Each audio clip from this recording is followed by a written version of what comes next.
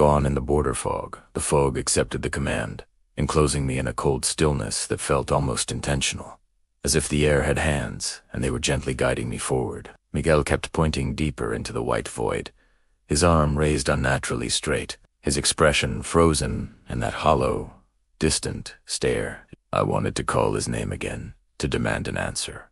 But the fog swallowed any attempt at sound. Even breathing felt muted, as if the air didn't want noise inside it. I tried stepping backward to test if the road was still behind me, but my heel touched something soft and resistant. When Primeta turned it, there was no road, no truck, no night, only a thick curtain of fog that had solidified into a wall. I pressed against it, and it gave slightly, like pushing into dense foam. When I pulled my hand back, tiny tendrils of mist clung to my fingers before evaporating. The fog wasn't just covering the landscape, it was reshaping it. I looked down and realized the ground beneath my boots wasn't dirt anymore. It looked like dirt, but it felt different, to smooth, to even almost like packed sand that pulsed faintly with every vibration in the air. That vibration grew stronger, a slow, rhythmic hum that traveled from the ground up into my legs and settled somewhere behind my ribs. It wasn't a sound, it was a presence. Near my feet, half buried in the strange soil, lay scattered objects. A cracked phone, a sheriff's badge, a single boot, a silver bracelet, and the torn scrap of a backpack strap. They didn't look old. Some still had dust from the railroad on them. People had walked into this fog long before I did, and none had walked back out. A shadow shifted overhead, and I looked up. The tall, thin silhouettes I had glimpsed earlier moved with slow, elastic steps as they circled above me. They weren't floating, but stepping on paths of fog that formed beneath them like invisible platforms. Their shapes were human at a distance, but up close their limbs stretched too far, their joints bending almost lazily, as if their bodies weren't held together by bones, but by something more flexible. They didn't have faces or edges, just the suggestion of features that dissolved the moment I tried to focus on them. Yet they watched me. I felt it deep in my spine.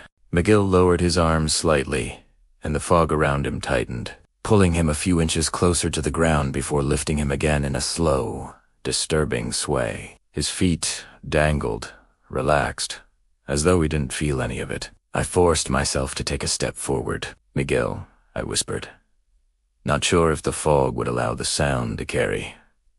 "What is this? What happened to you?" His mouth opened, but the voice that came out didn't match the movement of his lips. "You came looking for me."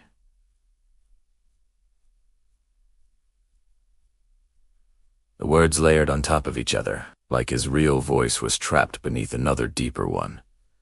Hearing it made my chest tighten. Some part of him was inside that fog, but something else was speaking for him. I tried moving closer, but a column of mist surged upward between us, forming a solid barrier. When I touched it, it rippled gently like thick fabric floating underwater. The fog wasn't attacking me, but it was deliberate. It wanted me to follow him, but not to touch him. The humming intensified, and the silhouettes overhead slowed their movements, turning their faceless heads toward a point deeper in the fog. Something enormous was moving there, too large to see clearly. The fog thickened around it, hiding its shape, but every shift of its weight sent vibrations through the ground. Miguel drifted backward, carried by the fog itself.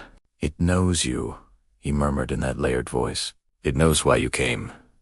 "I came to take you home," I said. "We can leave." He shook his head, or rather, his head was moved in a slow, mechanical motion.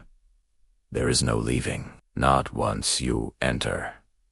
The massive silhouette in the distance leaned forward, and the fog parted just enough for me to glimpse something horrifying. Dozens of human shapes were suspended within the thickest part of the mist, hanging in the air as though caught in invisible webs. Some were still, some twitched faintly. All were wrapped in the same tendrils that coiled around Miguel's limbs. Panic surged through me, but the fog tightened around my ankles, not painfully, but insistently, guiding me toward the deeper white. I fought the urge to run, but running would mean nothing. There was no direction, no exit, no sky, only fog that rearranged itself to lead me somewhere specific. I took a breath and stepped forward. The fog parted ahead of me, revealing a narrow path carved through the mist. It curved gently, like a canyon with walls made of vapor. The silhouettes followed above, walking effortlessly on unseen structures. I kept walking because the alternative was to stand still and let the fog decide for me. As I moved deeper, the humming transformed into something more intricate, almost like low voices blending together. Not human voices, but patterned, purposeful sounds. The fog pulsed in sync with it, growing denser and warmer, like I was approaching a heartbeat. Miguel drifted beside the path, moving parallel to me, still suspended by the tendrils. His eyes flickered slightly, a faint human reaction breaking through the emptiness. "I tried to leave," he whispered. "I tried so many times." "What is it?" I asked. "What's controlling this?" He struggled, his lips trembling as if the fog resisted every word. "It's not controlling." His voice cracked. "It's feeding." The path opened into a clearing. In the center hovered the massive shape I'd sensed. A towering mass of fog and shadow, shifting constantly with long, slow movements. It wasn't one creature. It was many forms bound together, merging and separating in a slow dance that felt ancient. Each shift revealed glimpses of faces, hands, silhouettes swallowed and reshaped into the fog. It wasn't alive in the way anything on Earth was alive. It was something that used the fog as a body, a vessel that could grow as it consumed. As I stepped closer, it reacted to my presence. The fog around me rose like a tide and wrapped gently around my arms, my torso, my legs. It wasn't painful. It felt like being submerged in cold water and held still. I couldn't move.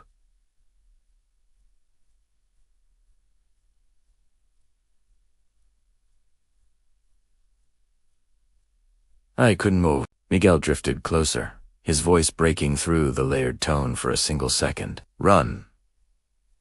The fog tightened instantly, silencing him. His body jerked once, suspended perfectly still again. I tried to pull free, but the fog was inside every breath, every thought. The humming grew louder until it drowned out my heartbeat. The silhouettes above descended slowly, gathering around the central mass like guardians. The fog lifted me from the ground. I felt weightless, suspended in a cold embrace. The massive entity leaned toward me, its form stretching and bending until it surrounded me completely. My vision blurred, my hearing dimmed.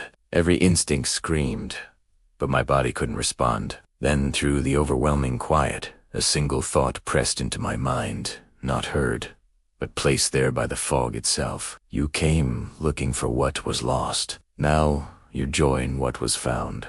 The fog closed around me, and the world disappeared.